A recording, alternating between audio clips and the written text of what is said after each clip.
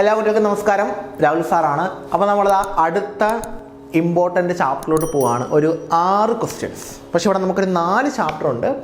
അപ്പം 4 ചാപ്റ്റർ ഉള്ളതുകൊണ്ട് 8 important question. ഒരു ചാപ്റ്ററിൽ നിന്ന് 2 എണ്ണം. ആ 2 എണ്ണം മസ്റ്റായിട്ടും ചോദിക്കാൻ ചാൻസ് ഉള്ള 2 എണ്ണം. അങ്ങനെ 4 ചാപ്റ്ററിലും കൂടെ ചേർത്ത് 8 ഇമ്പോർട്ടൻ്റ് ടോപ്പിക്സ് നോക്കാം നമുക്ക്.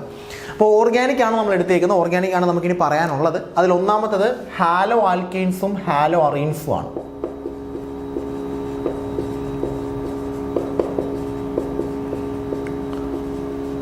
ഓക്കെ, രണ്ടാമത് വരുന്നതെന്ന് പറയുന്നത് ഹാലോ ആൽക്കീൻസും ഹാലോ അറീൻസും കഴിഞ്ഞിട്ട് next chapter aldehydes, ketones, carboxylic acid ആണ്.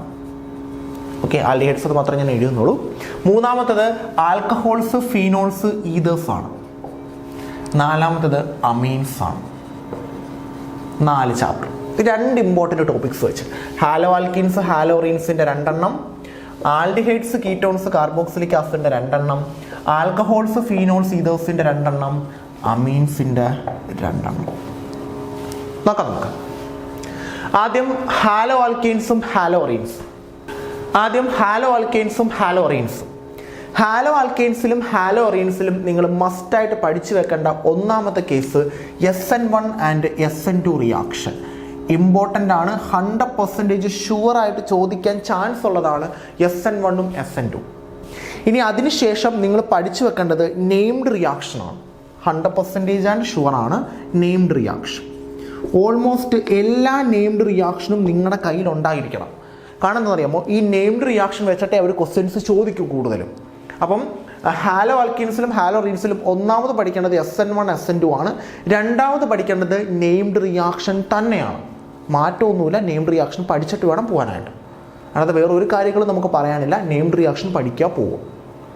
ഓക്കെ, അത് കഴിഞ്ഞിട്ട് ഞാൻ അമീൻസിൻ്റെ കേസാണ് പറയുന്നത്. അമീൻസിൻ്റെ കേസിലാണെങ്കിൽ ഗബ്രിയേൽ താലിമൈഡ് സിന്തസിസ് സ്ഥിരം എക്സാമിന് ചോദിക്കുന്നതാണ്. എന്ത് കാര്യത്തിനാണെന്ന് എനിക്കറിയില്ല.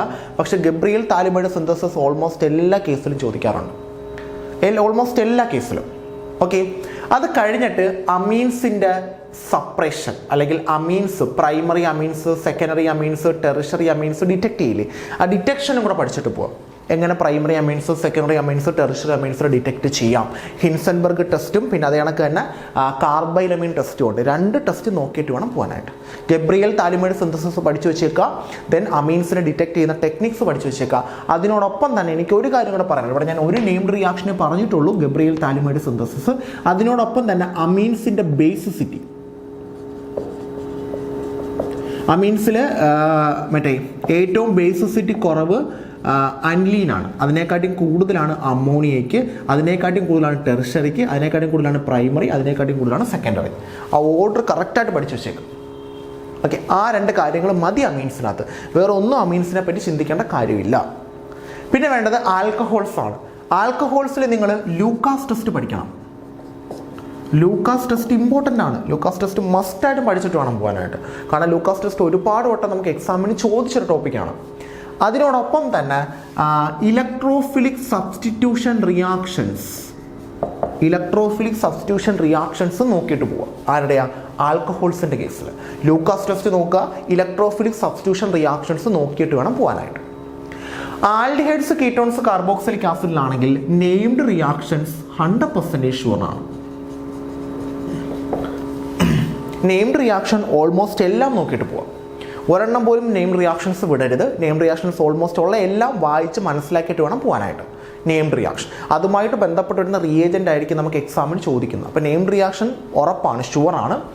അതിനോടൊപ്പം തന്നെ നിങ്ങൾ ഒരു കാര്യം കൂടെ നോക്കണം. ആൽഡിഹൈഡ്സിൻ്റെ കേസിൽ നമുക്ക് ഇലക്ട്രോഫിലിക് സബ്സ്റ്റിറ്റ്യൂഷൻ റിയാക്ഷൻസ് വരുന്നുണ്ട്. പക്ഷെ അതത്ര വലിയ കാര്യമായിട്ട് നമുക്ക് എക്സാമിന് ചോദിക്കാറില്ല ഇലക്ട്രോഫിലിക് സബ്സ്റ്റിറ്റ്യൂഷൻ റിയാക്ഷൻസ്. പക്ഷേ നെയിംഡ് റിയാക്ഷൻ ഞാൻ ഓൾറെഡി പറഞ്ഞു, റെയ്മർ തെയ്മാൻ, അത് ആ റിയാക്ഷൻസ്, പിന്നെ അതിനൊക്കെ തന്നെ കോപ്സ് റിയാക്ഷൻ, ഇതെല്ലാം എക്സാമിന് ചോദിക്കുന്നതാണ്. അപ്പോൾ അതെന്തായാലും നിങ്ങൾ ഉൾപ്പെടുത്തിയിരിക്കണം. അതിനോടൊപ്പം തന്നെ ആൽഡിഹൈഡിൻ്റെ ഒരു ടെസ്റ്റ് ഉണ്ട്. ആൽഡിഹൈഡും കീറ്റോണും തമ്മിൽ തിരിച്ചറിയുന്നത്. അപ്പോൾ ആൽഡിഹൈഡിനെ യൂസ് ചെയ്യുന്ന കുറച്ച് ഡിറ്റക്ഷൻ ടെക്നിക്സ് ഉണ്ട്. നിങ്ങൾക്കറിയാം, Tollens test, Benedict test, Fehling test. അപ്പോൾ അതും കൂടെ നോക്കി വെച്ചേക്കാം. ടോളറൻസ് ടെസ്റ്റ് അല്ലേ, ഫെഹിലിംഗ് ടെസ്റ്റ്, ബെനഡിക്ട് ടെസ്റ്റ് നമുക്ക് പഠിക്കാനില്ല, ടെസ്റ്റും കൂടെ നോക്കി വെച്ചേക്കാം. അപ്പോൾ ഇങ്ങനെ 8 സ്റ്റാർഡ് ടോപ്പിക്സ് ആണ് ആൽഡിഹൈഡ്സിലും ഹാലോ അറീൻസിലും SN1 SN2 നെയിംഡ് റിയാക്ഷൻസ്. ആൽഡിഹൈഡ്സിൽ നെയിംഡ് റിയാക്ഷൻസ് ഉണ്ട്. അതിനകത്ത് റെയ്മർ തെയ്മാൻ പിന്നെ കോപ്സ് ഇതൊക്കെ ഇമ്പോർട്ടൻ്റ് ആണ്. ആൽഡിഹൈഡ്സിൽ ടോളറൻസ് ടെസ്റ്റ്, ഫെയിലിംഗ് ടെസ്റ്റ്. ആൽക്കഹോൾസിൽ ദെൻ ലൂക്കാസ് ടെസ്റ്റ് ഉണ്ട്, electrophilic substitution reactions of phenol, അത് ഇമ്പോർട്ടൻ്റ് ആണ്. അമീൻസിൽ ഗബ്രിയൽ താലിമൈഡ് സിന്തസിസ്, അമീൻസിൻ്റെ ബേസിസിറ്റി, ദെൻ അമീൻസിനെ ഡിറ്റക്ട് ചെയ്യാൻ യൂസ് ചെയ്യുന്ന ഹിൻസൻബർഗ് ടെസ്റ്റും കാർബൈലമീൻ ടെസ്റ്റും. ഇത്രയും 8 ടോപ്പിക്കാണ്. ഇത് മോസ്റ്റ് സ്റ്റാർഡ് ആണ്. ഇത് മാത്രം പഠിച്ചിട്ട് പോകണമെന്നല്ല അർത്ഥം. ഇത് ചോദിക്കാൻ ചാൻസ് 100% ഉള്ള ടോപ്പിക്കാണ്. അതാണ് ഈ മീനിങ്. അപ്പോൾ എന്തായാലും മസ്റ്റായിട്ട് നോക്കിയിട്ട് വേണം പോകാനായിട്ട്. ഒരിക്കലും ഉപേക്ഷ വിചാരിക്കരുത്. ഈ 8 ടോപ്പിക്ക് ഇതിനകത്ത് നോക്കി ഉറപ്പ് വരുത്തിയിട്ട് വേണം പോകാനായിട്ട്. ക്വസ്റ്റ്യൻ എന്തായാലും ചോദിക്കും.